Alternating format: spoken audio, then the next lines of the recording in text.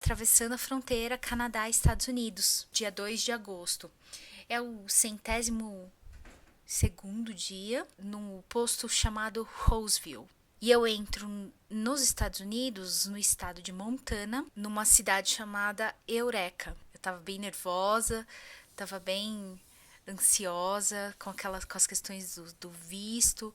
Eu tinha acabado de descobrir que eu tava realmente diabética, então tinha ali várias coisinhas que estavam mexendo comigo.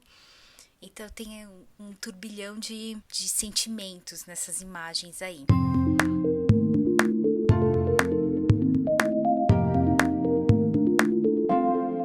Dia 9 de agosto, eu já passei Eureka, Whitefish, Kalispell e já tô na área do Lago Swan. Eu cheguei numa área de camping dessa família. Imagina, os últimos finais de semana do verão, as famílias estão aproveitando muito e os campings todos lotados. E nessa área só casarão, porque é quase como se fosse a Rio Santos. Eu fiquei meio assim de pedir, eu falei, bom, vou acampar numa área de camping. E aí eu cheguei na área do camping e a moça falou, olha, desculpa, mas tá lotado. Eu falei, como assim? Ela falou, tá lotado. E esse senhor chegou. Ele veio falar comigo, de onde você tá vindo? Eu falei, eu contei a história e tem toda aquela coisa, você tá vindo sozinha, menina, que corajosa. E ele ouviu um pouco da conversa, ele falou, se você não achar lugar pra ficar, não vai embora, vem falar comigo. Aí eu falei, vou pra beira do lago, vou tomar um banho. Tomei o banho, escrevi no diário, tirei várias fotos, voltei pra cabine do camping. E aí lá tava o nome dele, olha. O nome dele é Jim e ele pagou já pra você. E essa família, antes de eu ir embora de manhã, e aí eles rezaram pela minha proteção. E essa foto é logo depois que eu já me despedindo, falando tchau pra eles. Eu tô num galpão de uma revenda de tratores e tô dormindo nesse dia. Depois de muito tempo, foi o dia que eu dormi de barraca, sem o sobreteto da barraca, olhando pro céu, numa temperatura mais amena. Nesse dia fez 12 graus, à noite foi o mais frio que fez. Então eu tava super tranquila com a temperatura e curti muito essa noite.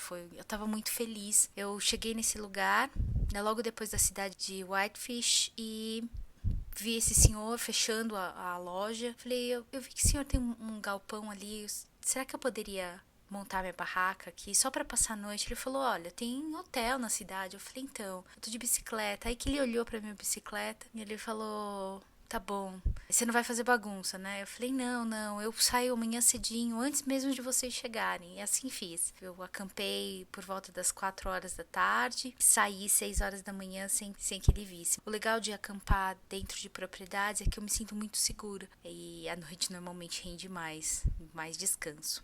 E essa foto é de um campo de trigo, com uma única espiga verde e o resto tudo dourado. Essa é a cena que eu mais vi nesse trecho. Eu tô aí no Vale do Swan, que é o principal lago, né? Um lago bem longo.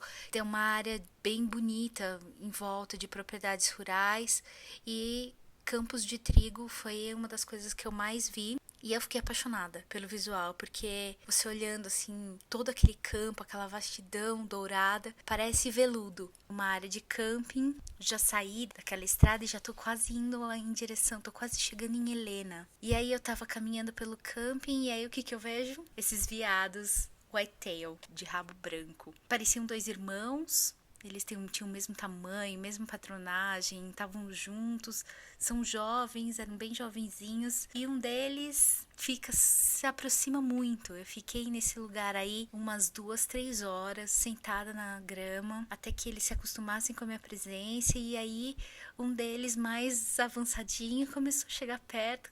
E aí no dia seguinte nós fomos para a cidade de Missoula, que eu não tinha passado, e eu queria muito conhecer, porque tinha lá uma exposição de fotos da Associação de Ciclismo dos Estados Unidos, e é uma exposição que está comemorando a viagem que fundou a associação. E foi uma viagem do Alasca à Argentina. E estava lá no Museu de Arte de Missoula, o MAM, essa exposição do fotógrafo Greg Simple, com fotos de cicloturistas que passaram por Missoula. Eu tentei contatar os caras, mas era feriado e eu não consegui falar com eles, mas de qualquer maneira ficou o registro aí na foto. Dia 28 eu comecei a chegar na borda do Parque Yellowstone, um pôr do sol, eu tava na beira do lago com um vento delicioso, seguindo viagem, e essas são as vistas que eu tinha todo dia, de manhã ou à tarde, em todo o entorno de uma área que eles chamam de Grande Yellowstone.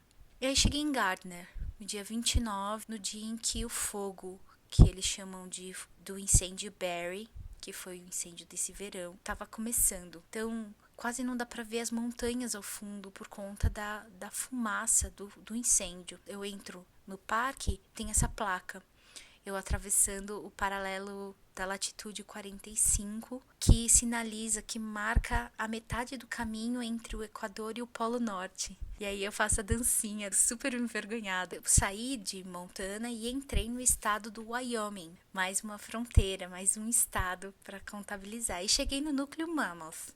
Essas coisas brancas que a gente vê aí é no núcleo Mammoth, que é onde eu fiquei acampada. Essas piscinas brancas de água sulfurosa são as piscinas travertinas de Mammoth, uma das formações geológicas interessantes de dentro do Parque Yellowstone. Essa água é quente, toda uma área de visitação super legal. A temperatura estava uma delícia, só que há várias estradas fechadas e a administração do parque sugerindo que as pessoas não fizessem atividades físicas dentro do parque por conta da fumaça. No final da tarde e início da manhã era praticamente impossível de respirar, muito difícil. Foto do dia 23 é lá no glaciar, na beira desse lago, que é o Lago McDonald, e foi lá que eu vi o outono chegar. Aí a vegetação passa de verde para amarelo, laranja e marrom, nesses tons bem de outono que a gente estereotipa aí. Eu fiquei maravilhada, porque eu vi o outono chegar a olhos vistos, porque de um dia para o outro as árvores mudam completamente e aí a paisagem muda completamente. Lá dentro do parque, uma das trilhas que eu mais gostei de fazer foi na Logan Pass, na divisa continental, um dos pontos mais altos do parque. E essa montanha, ela é a montanha que leva para um lago chamado Lago Escondido, Hidden Lake. Nessa trilha foi quando eu vi muito perto essas cabras montanhesas, que são umas coisas fofinhas, de bonitinhas. E elas passaram muito perto da gente. Um grupo de 5 cabras passou muito perto da gente. E essa daí é a foto dela. De volta para Helena, um festival de powwow, que é uma reunião de nativos indígenas, de nativos americanos, onde eles dançam por diversas razões. As danças mais de celebração, né? As tribos dançam juntas, mas normalmente elas tinham uma razão para celebrar a entrada do inverno ou da entrada do verão, o início da caça dos búfalos, da pesca do salmão ou da truta. Então, tem várias razões e eles fazem uma competição. Esse garotinho é um dos vencedores, tem várias categorias, ele venceu na categoria para a idade dele. O senhor é um dos guerreiros mais antigos, é um dos dançarinos guerreiros mais antigos. É um grupo de 3 garotas dançando e nessa categoria vence quem dança mais sincronizado. É uma categoria de dança de grupo e eles têm que dançar. Quanto mais complexo e sincronizado é a dança, maior é a chance deles ganharem. Gente de todas as idades e as crianças se apropriando da cultura e dos significados das danças, das roupas, dos movimentos, dos cerimoniais, do ritual mesmo em si, se apropriando daquele jeito. Eu achei incrível. No dia 3, segunda-feira, eu voltei para Mammoth. A primeira neve caiu, o incêndio apagou, eu tô de volta ao Parque Yellowstone, tirando fotos desses animais maravilhosos. Veado mula, de um outro animal endêmico daqui, que é o pronghorn. Esse é um macho, só os machos têm chifre. Eu fiquei um pouquinho mais de 2 horas ali na estrada, deitada na grama, esperando ele chegar mais perto. Eles era um macho e uma fêmea, era um casal. E eu fiquei ali observando eles e vi búfalos selvagens, finalmente. Todos deles cruzando a estrada, deles em grupos grandes, em grupos pequenos, num vale chamado Vale Lamar. E eu, de novo, no gelo. Começou a nevar e ficar muito frio conforme eu chegava nas áreas. Eu ia mais para o sul, para as áreas dos geysers. Aí ficou frio de verdade. As temperaturas bateram -5, -6 e começou a nevar. Fica tudo branquinho de novo, super lindo.